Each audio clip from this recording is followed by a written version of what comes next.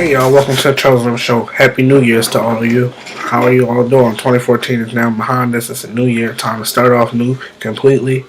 Um, Today's show, we're just going to go through my top 5 NFL moments of the regular season. Then we'll go through my top 5 hot topics of 2014. I didn't even get to cover all of these things that are on here. But we will talk about them. It's actually, I think it's top 7 now because I've actually added 2. And then top 5. Top 5 hot topics, top 5. Okay, then I'll give you some inspiration going into 2015, how you can make 2015 your year. And we'll remember some great icons who passed on this year. Alright, so now it's time to start the show. Here we go. Top 5 NFL moments this year. I say number 1 is Peyton Manning breaking that touchdown record. The touchdown, even though I don't like Peyton Manning, I didn't want him to break Brett Favre's record. It was a big moment for not only him but the NFL. It was on a primetime game. It's a new record, and not just like a single season record. It's a career record. Like that may not be broken for another 20 years. Like the only quarterback that I could see even touching that maybe is what's his name, Andrew Luck, because Andrew Luck's young and Andrew Luck's throwing the ball. He's scoring touchdowns, throwing passing touchdowns. And he got a long time left. If he plays as long as Peyton does and doesn't miss a season or a game, he'll definitely break that record. Not even like Big Ben and Tom Brady and Drew Brees, Aaron Rodgers, those guys, they don't got that much time left. Tony Romo, they don't got that much time left. So Peyton Manning just set a record that's going to stay for a while. Maybe like some of the Marinos records stayed around for about 20, 30 years. 20 years. Number 2 was the Cowboys upsetting the Seahawks in front of the 12th man. If it was at home in Dallas, I won't put this on the list, but it was in front of the 12th man. And it was the first time the Seahawks lost at home. Well, that was only the Seahawks' second home loss in like 2 years. So that was a good win for the Cowboys. They went out there, they played aggressive. On offense, they attacked the corners. Dez Bryant and Richard Sherman had a great battle all day. The Seahawks did their Byron Maxwell and Bobby Wagner both did go down in that game, so you can't measure what will happen in the playoffs by that. But right now, DeMarco Murray ran the ball excellent on offense. Defensively, the Cowboys were very aggressive against that Seahawks offense. I mean, Russell Wilson did do what Russell Wilson does, and that's run around and like crazy, but they contained Marshawn Lynch. I think he only had 60 yards that game, so they did really well against them. And that'll probably it's a potential NFC Championship matchup if the Cowboys can go there, because I can see the Dallas Cowboys beating the Detroit Lions this weekend, but will they beat Green Bay the week after that? That's what you gotta look at. Green Bay at home, it's gonna be a toughie. Number 3 on the list, top 5 moments is Big Ben tossing 6 touchdown passes in consecutive games with no interceptions, 12 touchdowns, 0 interceptions in 2 games. I don't think no one's ever done that. Yeah, no one has ever done a pass for 6 touchdown passes in 2 consecutive games. And both of them, I think he had the first one he had over 500 yards in.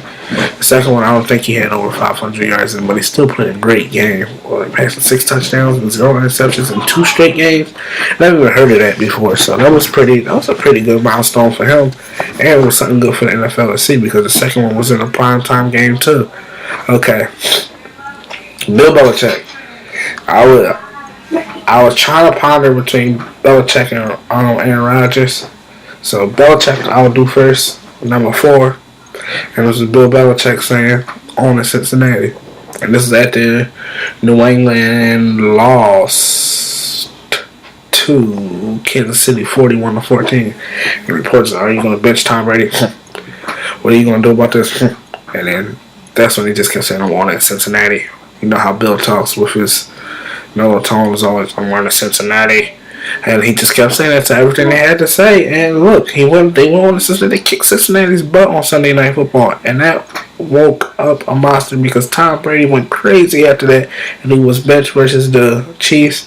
I mean, they went on, and I think they finished the season. After that game, they only lost 2 more games the whole season. One was to, what's the team name? Green Bay. In Green Bay. That may be why. in Buffalo this past week in a meaningless game. So I really think they only lost one game because last week mattered. They beat the piss out of Buffalo. Then number 5 is Aaron Rodgers. 5 letters. RELAX. Rodgers told the Green Bay fans, the RELAX after they started 0-2 with their loss to Detroit. And then, guess what?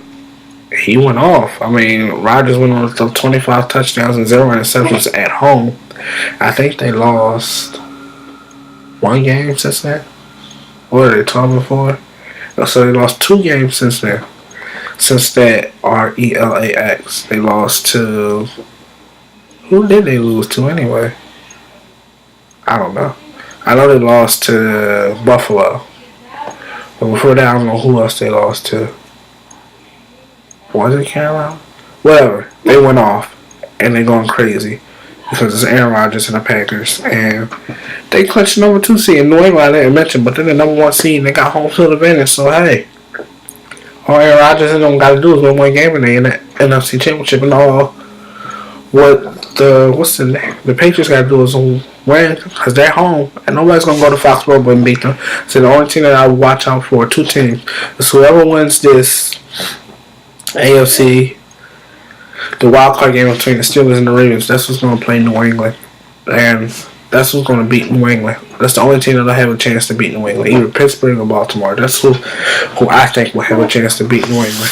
Okay, and that was my top 5 things that happened in the NFL this year. No, the Eagles did not make the list, and I'm not surprised. All right, moving on to Hot Topics, the top 5 Hot Topics.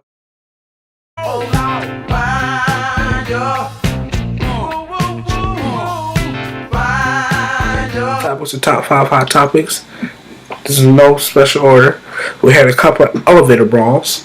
One of them, Ray Rice and his wife's, their fiance elevator brawl at the Rebel Hotel in New Jersey and Atlantic City.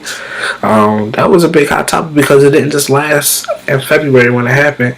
That thing is still happening. I mean, it was still going carrying on until about 2 weeks ago when they did the interview with Matt Lauer. So that was a long-lasting hot topic. Started at the beginning of the year and stopped at the end. That was a huge one.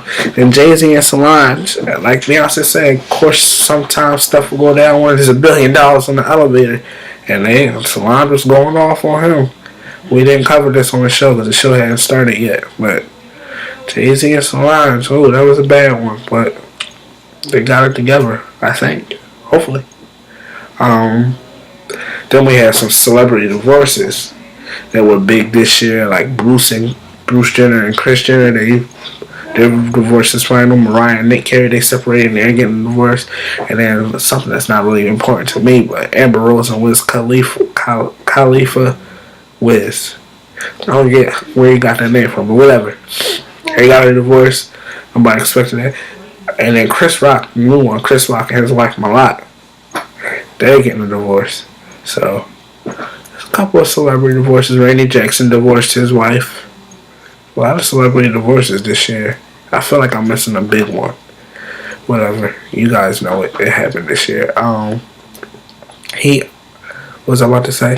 Well, there's one marriage that's still sticking around going strong that we all thought would have been over by now. And that's Kim Kardashian and Kanye West. They're going now. They're still going on. And I hope they continue to go on because I won't wish nothing bad on no one's marriage. So, good luck to them. And number 4, got that Bill Cosby scandal. Bill. Dr. Huxtable, you ain't real. Because your name is Bill. And everybody need to know that. Because I feel like people are confused. And they think that Dr. Huxtable is a real person. And that's who they're basing their judgments off of, are these women. And I think it is wrong. Bill Cosby may not be guilty in all their counts. But at least one of them women, I think, are telling the truth. And I'm going to stick to that. I don't care what people have to say. People have already called me stupid for saying stuff like that and worse things that I won't even share. But whatever. He did it. Don't be mad at me. I didn't do it. He did. So whatever. He's a monster. And then, I can't end off the 2015 Hot Topics without talking about Ebola. I mean, come on. Ebola was so big for about 3 months. Not even 3 months. About 3 months. You don't hear that much about it no more, but It was big while it lasted. I mean, that thing was taking people out left and right? Not in America. I mean, we didn't care about it in America until, what's his name, Duncan, the guy named Thomas Duncan came over here. He's the only one who died from it out of the couple of people who got it. He's the only one who died from it. A couple people in America. Now, Nigeria is Ebola free, but a lot of people over there in Africa died from Ebola. So that was something serious over there. I would not say it was serious in the United States because one person died from it. And every life was serious, but one person died from it. It was nothing to be like really scared of, even though it is scary. Then this week, the president ended the war with Afghanistan, which was good. The 13-year war is finally over, and I feel like I'm missing one. I'll talk about it on Friday's show there.